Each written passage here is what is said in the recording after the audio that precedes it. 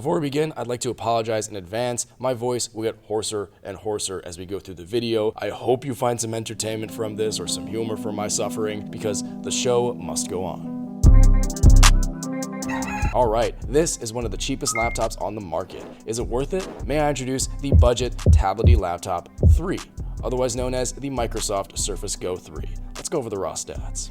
The Surface Go 3 is a 2-in-1 laptop, combining the best features of a tablet and a laptop, such as a touchscreen and Windows 11. With this, the laptop starts at $400 plus an extra $200 for the keyboard and pen.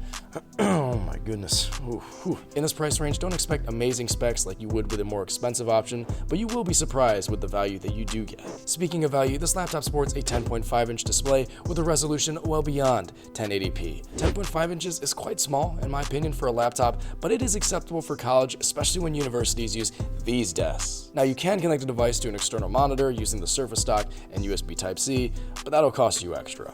Speaking of connectivity, the Surface Go 3 is pretty good. It could use an extra USB port or two, but I'm not going to rant on it like I did with the Surface Pro 8. And for internal specs, compared to other devices in the same price range, the Surface Go 3 is pretty impressive. It's good, but it could use a little bit more RAM. And if you want a better processor and more RAM, you can always spec it out with more.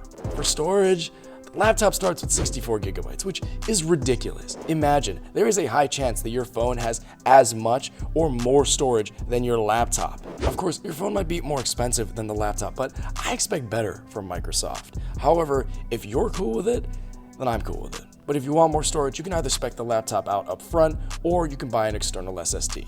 I recommend these. Lastly, the Surface Go 3 runs Windows 11 S mode.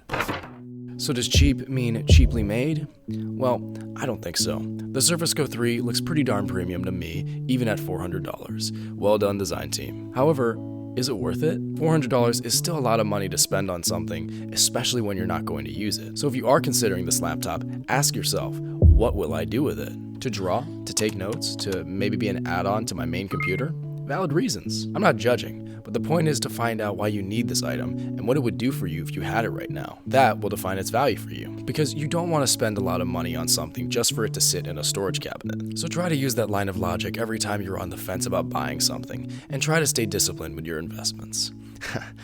Oh yeah, we talk about life advice on this channel. But ultimately, all of this is your decision based on your preferences. Don't just watch my video on this. I've linked many more down in the description to view at your discretion. My name is Cyrus. It's spelled like Cyrus, pronounced like sea rooster. Just take out the tur. Thank you very much for watching. Good luck with your purchase, and have a wonderful day.